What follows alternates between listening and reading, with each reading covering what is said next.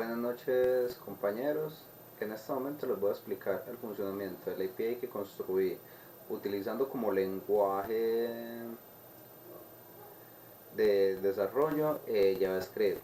Estoy utilizando el marco de trabajo que se llama Express y todo esto lo voy a utilizar para conectar a una base de datos de MongoDB. Primero que todo, vamos al símbolo del sistema para levantar el servidor de Mongo.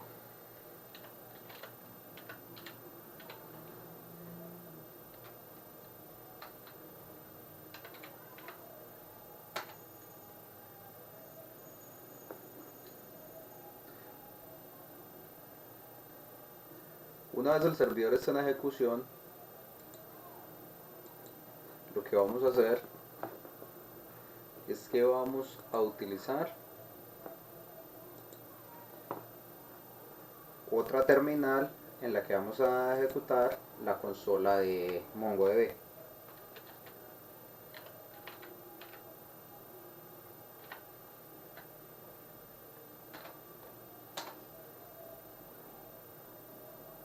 Aquí en este momento ya se está ejecutando la consola. Vamos a ver las bases de datos que tenemos alojadas en este momento.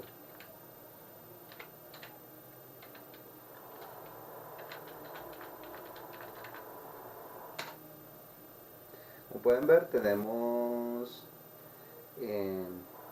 la base de datos admin, boomerang, colegios, config, crudape y local.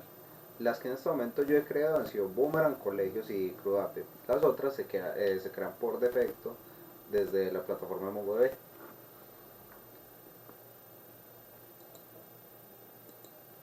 Vamos a levantar también el servidor de la aplicación de donde estamos construyendo la API.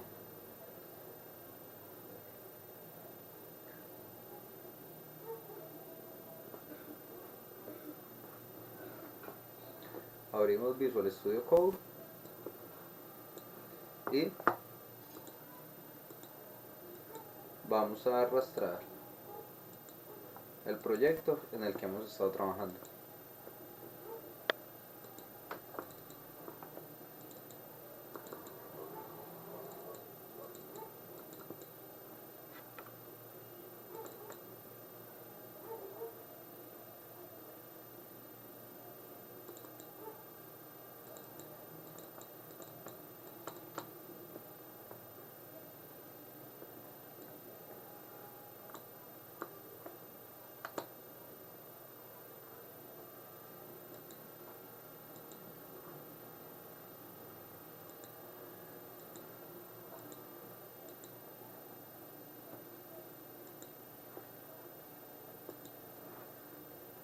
Aquí en el archivo package.json en este momento aquí es donde están todas las dependencias que he instalado para la construcción de este proyecto. Entonces vamos aquí a la terminal y vamos a inicializar el servidor de Node.js.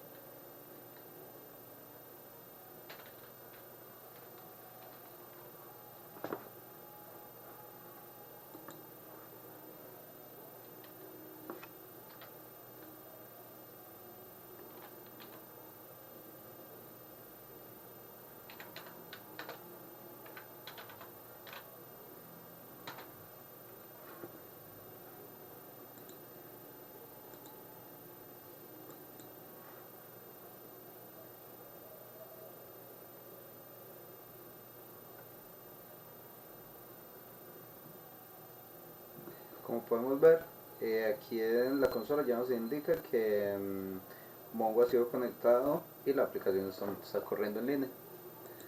Ahora ya vamos a abrir el Postman para hacer las pruebas con toda la comunicación que tenemos con la API. El formato que devuelve Postman es un formato que se conoce como formato JavaScript Notation o en su versión más popular un archivo de tipo JSON.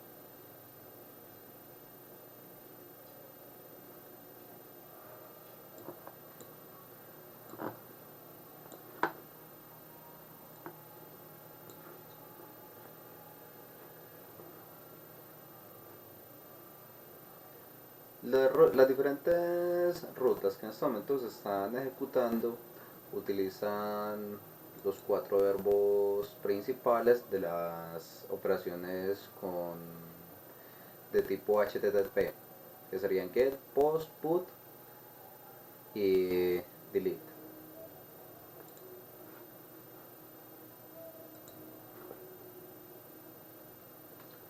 Aquí tengo, en este momento vamos a trabajar con la ruta de los usuarios para que primero que todo probemos las operaciones básicas que serían el get, el post, el put y el delete.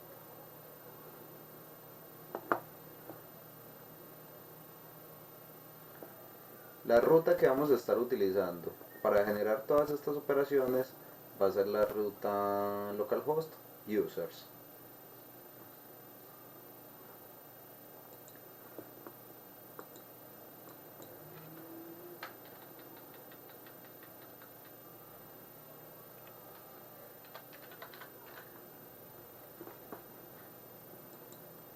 Y lo primero que vamos a hacer va a ser vamos a insertar un dato, entonces vamos a utilizar el método post.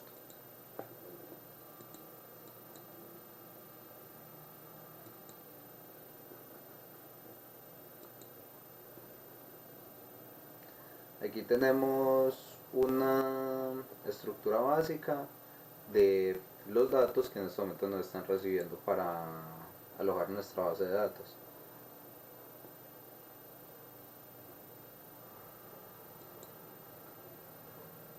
Este es el modelo que estamos utilizando. Estamos utilizando un name, estamos utilizando un avatar y estamos utilizando un email de momento. Son los tres campos que se crean automáticamente en nuestra base de datos de MongoDB. Los aquí. Entonces aquí tenemos, vamos a crear otro que se llame Diego 6, un email 6 arroba gmail.com y vamos a poner una contraseña bien complicada. 1, 2, 3.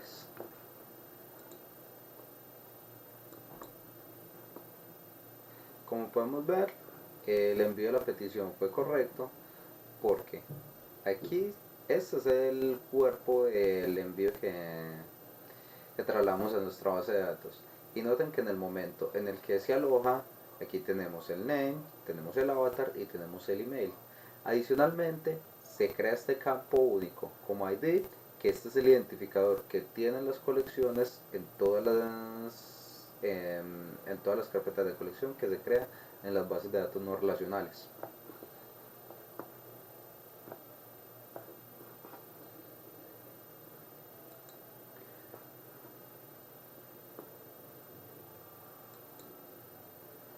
Ya enviamos un usuario, vamos a obtener, primero que todo, todos los usuarios con el método get.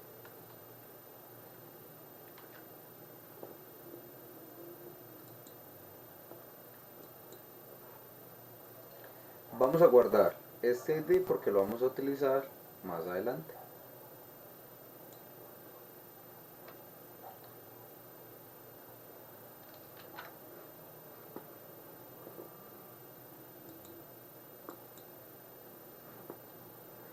Noten que aquí sí, utilizando la misma ruta, pero al haber cambiado el verbo HTTP, noten que aquí nos trajo los dos documentos que tenemos alojados actualmente en nuestra base de datos, que son Diego y el que acabamos de crear.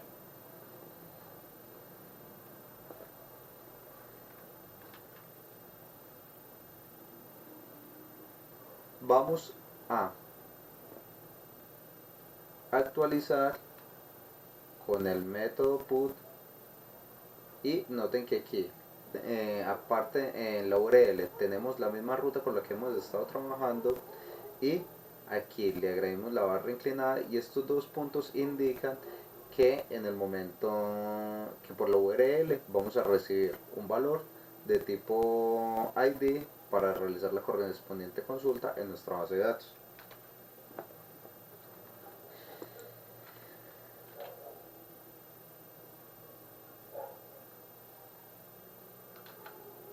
Este es el ID que les estaba mencionando. No necesitamos especificar qué es el parámetro ID, ya que de la forma en la que está configurada la API, que enseguida se la mostraré en más detalles, nos indica que nos va a recibir un parámetro por la URL, que es este.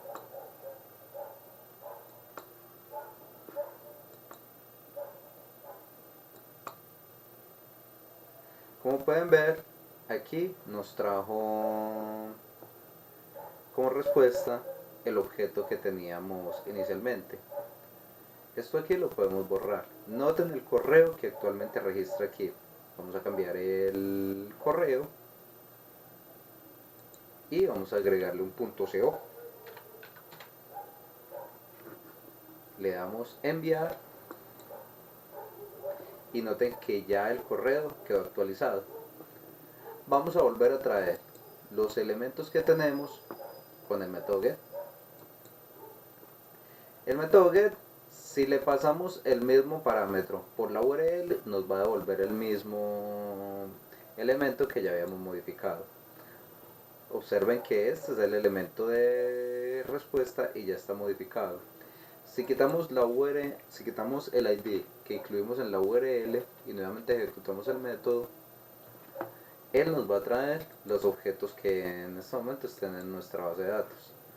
Ahí lo tiene. Nos trajo el objeto que había sido creado inicialmente y aquí tenemos el documento que ya fue modificado. Ahora vamos a hacer la última operación, que es la de borrar, que ya sería este método que tenemos acá. Como pueden ver, está configurado también para recibir el ID de un usuario. Vamos a utilizar el mismo ID.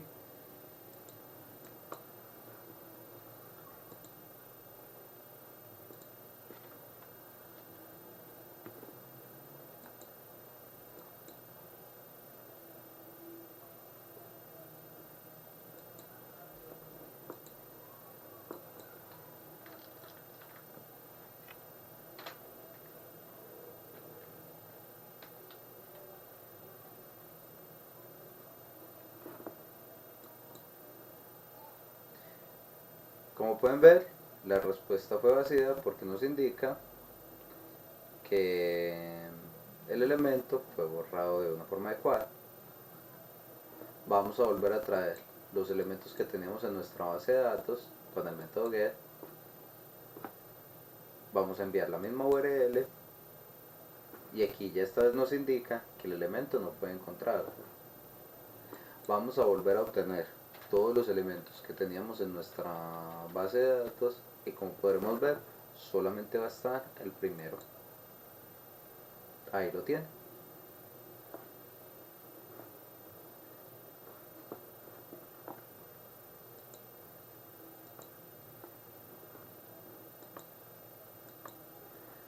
Aquí lo que ustedes pueden apreciar es que cada método de cada operación recibe dos parámetros. Primero, una ruta y segundo, el método que se va a ejecutar. ¿Dónde están configurados todos estos métodos? Aquí en los controladores. Pueden ver, este es el método insert data.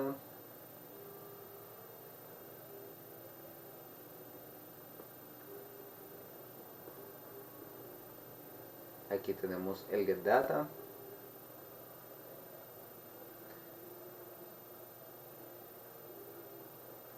Aquí tenemos el método para actualizar y aquí tenemos el método para borrar.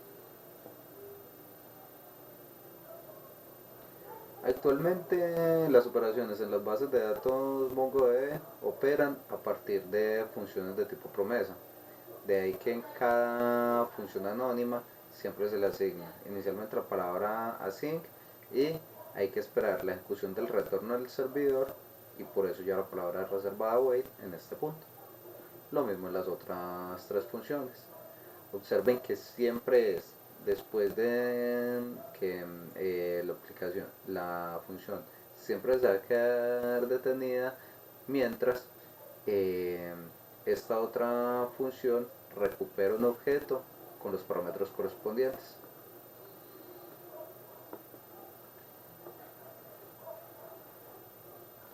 Ahora bien, vamos a nuestra configuración de la parte del login.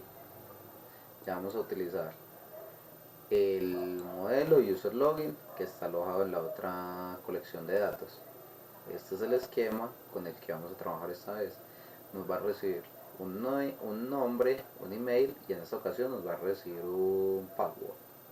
Listo. Eh, Aquí cambia un poquito la configuración.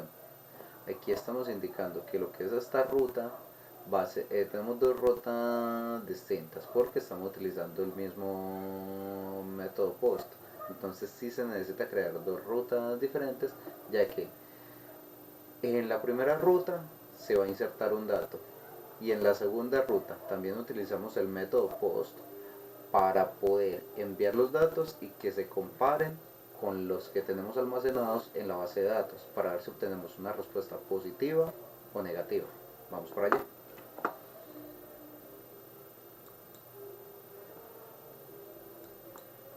Vamos a traernos a esto.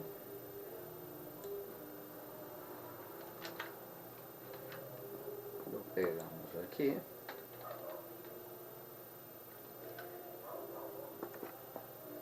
Y ya en esta ocasión vamos a utilizar podemos utilizar estos mismos valores.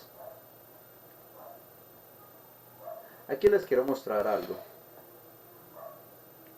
Observen que los documentos que aquí yo les había estado enviando estaban con otros parámetros distintos, con el nombre, con el name, el email y el password. Sin embargo, se estaban agregando aquí en los documentos. Esto se debe a que, a pesar de que los campos que están aquí previamente eran unos y en la base de datos hay una configuración con otra colección de datos, eso no crea errores de conflicto en las bases de datos no relacionales, ya que si el campo ya que si el modelo de datos es diferente al modelo establecido, los campos que queden pendientes en el modelo establecido automáticamente se van a tomar como un define y los datos nuevos que se ingresen a la colección se crearán automáticamente. Aquí en este momento ya estamos en la parte donde vamos a crear una cuenta. La vamos a llamar Diego Alejandro, este usuario.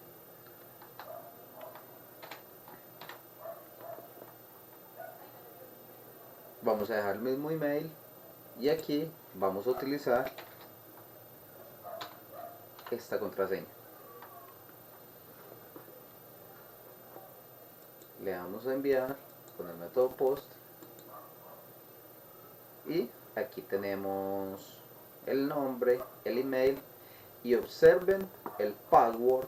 Aquí enviamos 3 unos, pero por la librería Bytecrypt que estamos utilizando acá,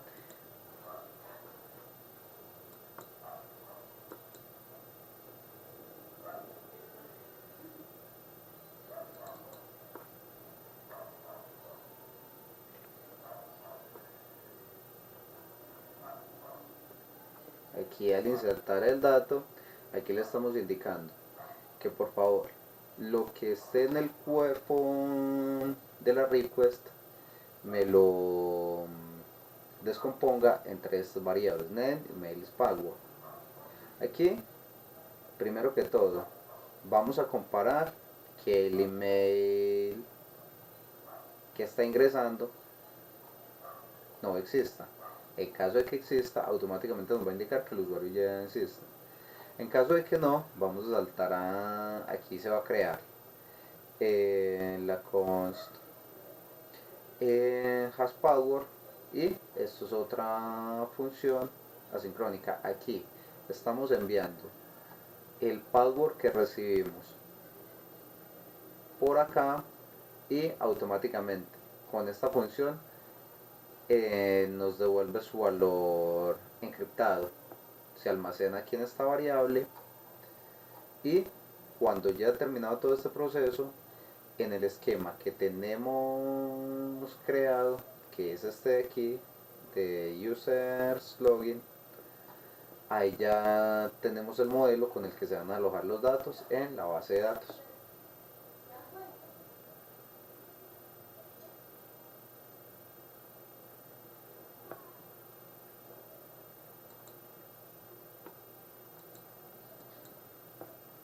Volvemos aquí a los controladores. Listo, ya tenemos el usuario ingresado. Vamos a volver a intentar, vamos a cambiar esto acá, vamos a dejar Alejandro y vamos a enviar otro. Como pueden ver, en efecto aquí nos está indicando que no podemos crear el usuario porque el usuario ya existe, y existe porque estamos enviando el mismo correo. Podemos dejar el mismo nombre, y si cambiamos algo en el email, le damos a enviar, observen que ahí sí nos dejó crear el nuevo usuario con su propia contraseña. Vamos a crear otro. Les indico que no estoy cambiando la contraseña porque ya les voy a mostrar algo.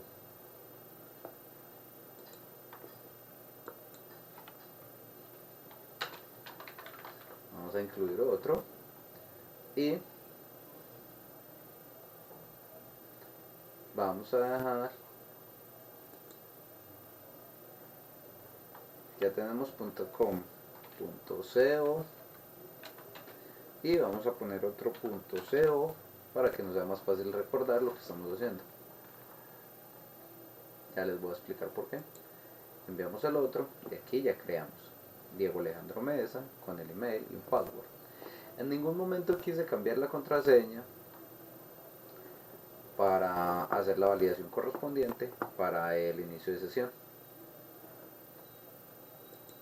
Vamos a cambiar aquí la URL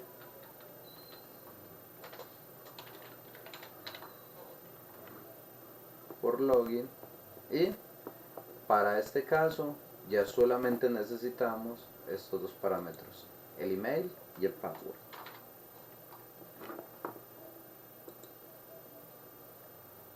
Como pueden ver, enviamos un correo válido con una contraseña válida. En caso de que aquí cancelemos la contraseña, nos indica que la contraseña es incorrecta. Aquí, en caso de alguna modificación con el correo,